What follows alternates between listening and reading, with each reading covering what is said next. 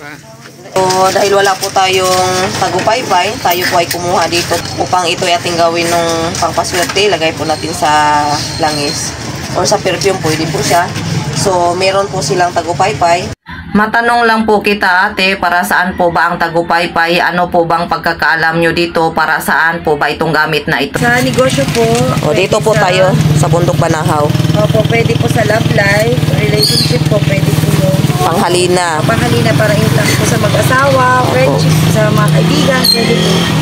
Then, meron din po tayong binili na bahay ng alitap-tap o tinatawag sa Bisaya po na aninipot po, no? Aninipot. So, ito po ang kanyang bahay at maganda rin po siya sa negosyo dahil sa Bisaya, dinudumog o pinupuntahan ng mas maraming tao. So, maganda po ang ng alitap-tap. Ito po yung ating punin dito, bahay ng alitap-tap.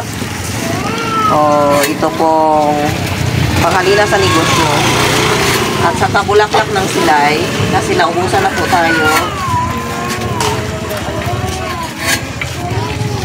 Bulaklak po ng silay o ito po'y bulaklak ng tanglad. So, tuga po ito. Bibihira lang ang taong makakuha nito. Ngunit dahil naubos na po yung sa atin, tayo po'y bumibili na at mga ka-GCTV ano po. So, yun lang po. Meron po silang kurutan, nakaluminate na po. Ang kurutan po isang kabal, no? Kapag ito ay nasa iyong katawan, ikaw po hindi tatabla, no? Kahit anong uri ng patalim. Ngunit ang lahat na bagay po ay mayroong katumbas. So, maigi pa rin po na nangunguna ang Diyos Ama. Pangalawa lang po ito sa lahat, maging ang ating pangpaswerte.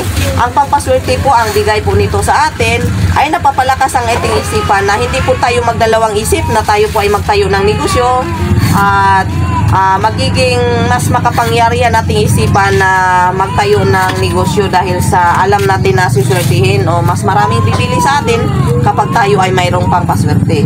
So, ganun din po dito. Napakaganda po nito kapag ito'y nasa iyong katawan, kayo po hindi tatablan. Ngunit tulad ng sinabi ko, ang lahat na bagay po ay may katumbas. So, hindi po natin siya pwedeng ipagmayabang. Hello? Hello? Hello?